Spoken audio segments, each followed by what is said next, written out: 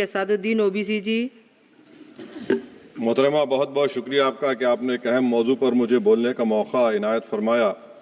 और बड़े अफसोस की बात है कि बड़ी धूमधाम से हुकूमत की तरफ से इस बात को रखा गया, मगर 30 से ज़्यादा MP यहाँ पर मौजूद नहीं है।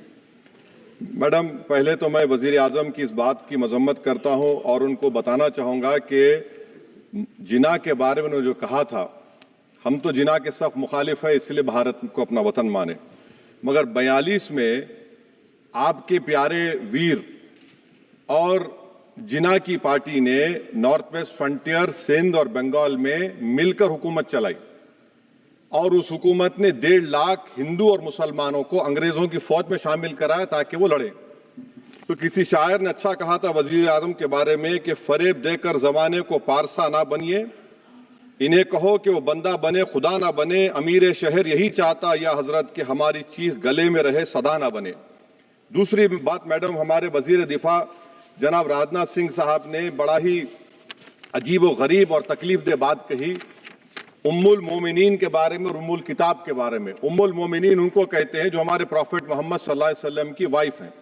वो हम तमाम मुसलमानों की माँ, हम उनको तस्वुर करते हैं, मगर हम उनकी इबादत नहीं करते। हम अपनी माँ की इबादत नहीं करते। उम्मुल किताब कुरान है, हम कुरान की इबादत नहीं करते। कुरान अल्लाह का बिजावा कलाम है। तो उसके बारे में भी शायर ने अच्छा कहा कि खबर नहीं जिन्हें अपने दीन और मजहब की, हमें वो दीन का मतलब सिखाने निकले हैं। अहम बात यह है कि मैडम, हमारे मुल्क का आइन क्या इस लफ्ज से आगाज होता है, वी द पीपल। इसका आगाज भारत माता के नाम से नहीं होता है। हमारे संविधान का जो प्रियम्बल है वो क्या कहता है? Liberty of thought, expression, belief, faith and worship. अगर दस्तूर का ये पहला सफा ये बात करता है तो फिर कैसे किसी शहरी को किसी खुदा, देवी, देवता की इबादत करने पर या सजदा करने पर मजबूर किया जा सकता है? आप ही की पार्टी से आज की जो बातें हुई इसी कब हो रही हैं। हमारे कॉन्स्टिट्यूंट असेंबली में मैडम एक मोहतरमा थी रोहिणी कुमार चौधरी ने एक तजवीज दी थी कि प्रियम्बल में किसी देवी के नाम से शुरू हो। उन्होंने खास तौर से वंदे मातरम का जिक्र किया, मगर उसको कबूल नहीं किया गया। फिर केवी कामत साहब ने एक तजवीज दी कि इट्स सिटीजन्स को बदलकर हर सिटीजन्स किया जाए और खुदा के नाम से शुरू किया जाए, वो तरमीम को मुस्तरद कर दिया गया। हमारे संविधान का उसूल यह है कि भारत क्या है, उसकी अवाम है, अवामी कानून की मुसन्निफ है, अवाम मर्जी से सबसे बालातर है, अवामी हाकिम है। मुल्क किसी खुदा, देवी, देवता, मजहबी इलामत के नाम से नहीं चलता, ना मुल्क किसी एक मजहब की मिल्कियत है। इसीलिए बाबा साहब अम्बेडकर ने क्या कहा था, उन्होंने मदर इंडिया के नजरिए को मुस्तरद किया। बाबा साहब ने एक नई इस्तिलाह वजह कर दी और कहा कि भिक्षित भारत, ये बाबा साहब अम्बेडकर ने कहा। अब मैडम, अगर मजहबी आजादी इस आइन का बुनियादी उसूल है तो सवाल यह पैदा होता है कि उस वक्त हमारे जो कॉन्स्टिट्यूंट असेंबली के प्रेसिडेंट थे जनाब राजेंद्र प्रसाद साहब ने किस बुनियाद पर वंदे मातरम को कौमी तराना करार दिया? ना तो कोई सेक्यूलर रेजोल्यूशन है इसके बारे में। मैडम, मैं आपको बताना चाहूंगा कि जुडिशरी क्या कहती है। बीजू इमैनुअल केस है 1986 का, जिसमें जिहोवा विटनेस ने कहा कि मैं नेशनल एंथम के वक्त खड़े रहूंगी, पढ़ूंगी नहीं। सुप्रीम कोर्ट ने कहा कि उसने कोई गुनाह नहीं किया। वहीं एक 2017 का केस है अश्विनी उपाध्याय का केस सुप्रीम कोर्ट का, उन्होंने कहा गाइडलाइंस दिए जाएं वंदे मातरम पर, सुप्रीम कोर्ट ने नहीं कह दिया। फिर आप आ जाइए madam, prevention of insult act national 1971, इसमें नेशनल सॉन्ग नहीं है, सिर्फ नेशनल एम्बलम और आपका नेशनल एंथम है। फिर आप आ जाइए 40th अमेंडमेंट आर्टिकल 51 है, 76 में पास हुआ, उसमें भी इसका कोई जिक्र नहीं है। मैडम, मैं आपके सामने बताना चाहूंगा कि हमारा भारत एक इसका मजमुआ क्या है। इसमें हिंदू है, मुसलमान है, सिख है, ईसाई है, जैन है, एथिस्ट है, मेहनत कश है, किसान, गरीब, मजलूम और दलित है।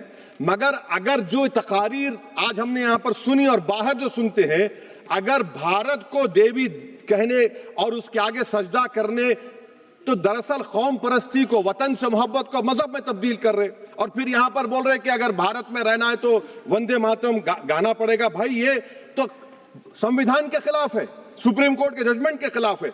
अगर वंदे मातरम मैडम कौमियत का मियार है तो फिर सवाल यह है कि हसरत मोहानी की कौमियत क्या थी जिसने इनकलाब जिंदाबाद का नारा दिया? अगर यूसुफ मेहर अली ने quit India, Simon go back का नारा दिया तो उसकी कौमियत क्या थी? अगर हैदराबाद से मौलवी अलाउद्दीन जो मक्का मस्जिद का पहला मुजरिम है काला पानी में, और तूरेबाज खान जो मारकर लाश को लटका दिया गया था हैदराबाद में 8 दिन तक, उसकी कौमियत क्या थी?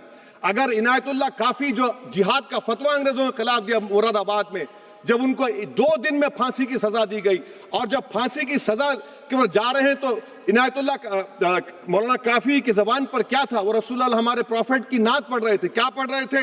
कोई गुल बाकी रहेगा ना चमन रह जाएगा, पर रसूलुल्लाह का दीन हसन रह जाएगा। तो उनकी कौमियत क्या थी? माल्टा की जेल में महमूदुल हसन, हुसैन अहमद मदनी 6 महीने माल्टा की जेल की ग्राउंड में पड़े रहे, उनकी कौमियत क्या थी? अल्लामा फजल खैराबादी का वो सेल काला पानी का पुकार पुकार कर इनसे पूछ रहा है, जो वहीं पर मर गए, खबर वहां पर है, बताओ मेरी कौमियत क्या थी? मैडम, मैं एक मुसलमान हूं, मैं इस्लाम को मानने वाला बावकार इंसान हूं, और मेरे मजहब की बुनियादी तालीम तौहीद है, ला इलाहा इल्लल्लाह, नहीं है कोई खुदा सिवा अल्लाह के।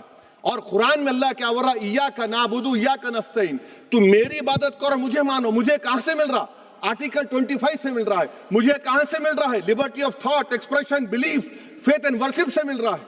तो इसको जोड़ना ये बहुत ही खतरनाक होगा। और हमारे प्रॉफिट मोहम्मद सल्लल्लाहु अलैहि वसल्लम जब मदीने को गए तो उन्होंने उस वतन के लिए दुआ की, कहा कि अल्लाह मदीने की मोहब्बत हमारे दिलों में और इजाफा कर दे, मक्के से ज्यादा कर दे।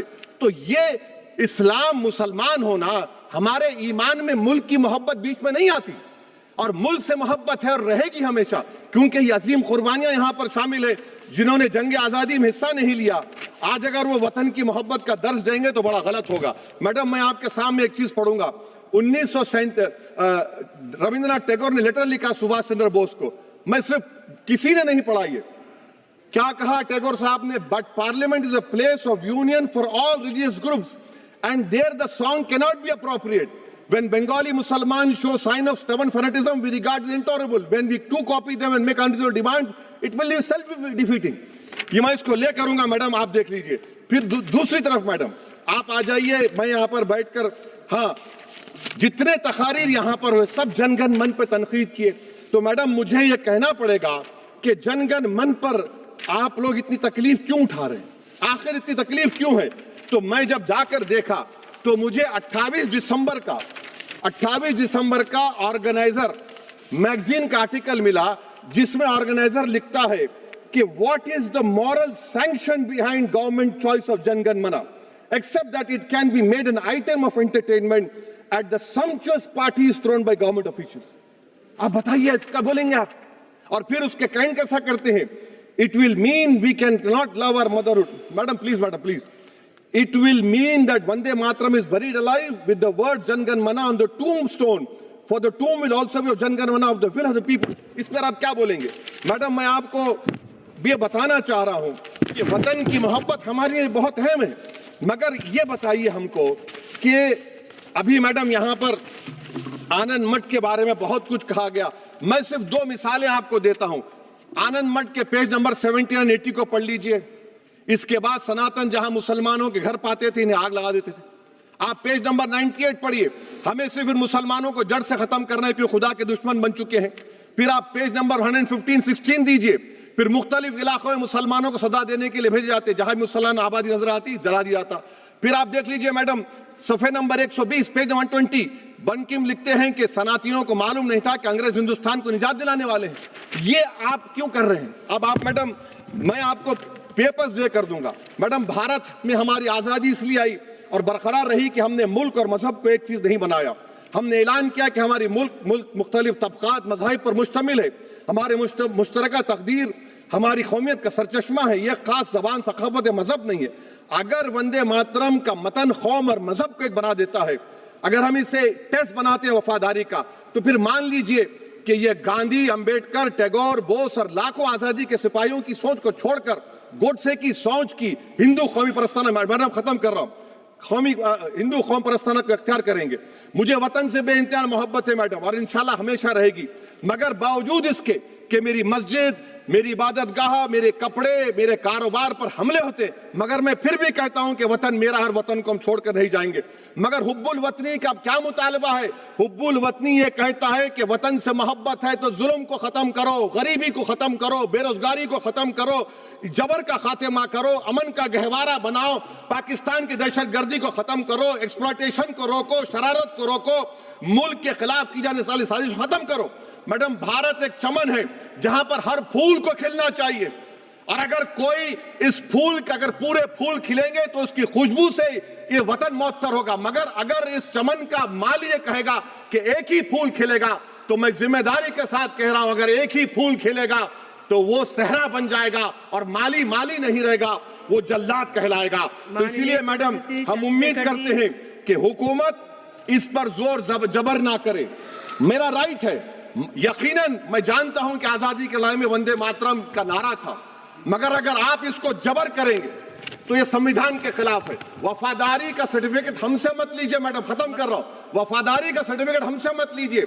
आपके बुजुर्गों के कोई एक किताब में लिख के क्या लिखा है बता दीजिए, कहां पर क्या लिखा हुआ है। तो मैं मैडम, मैं इस शेर पर अपनी बात को खत्म कर रहा हूं मैडम, मैं इस शेर पर अपनी बात को खत्म कर रहा हूं मैडम, मैं अपनी बात को खत्म कर देता हूं मैडम, क्योंकि आप बहुत जल्दी में हैं। कि भारत जिंदाबाद, हिंदू मुसलमान जिंदाबाद, दलित जिंदाबाद, ईसाई जिंदाबाद, आदिवासी जिंदाबाद, जो किसी खुदा को नहीं मानते वो भी जिंदाबाद, और मैडम सब पिछड़ा सब आ गया इसमें। तो हम उम्मीद करते कि इस रूह को आप समझेंगे, अगर आप सिर्फ अपनी आइडियोलॉजी को लेकर चलेंगे। और आखिर में मैडम, जनाब बंकिम चंद्रा साहब के बारे में मैं आपके सामने डॉक्यूमेंट लेकर रहा हूं कि उन्होंने बीए का एग्जाम पास नहीं किया था, 7 मार्क्स से फेल हो गए थे, ये भी रख रहा हूं।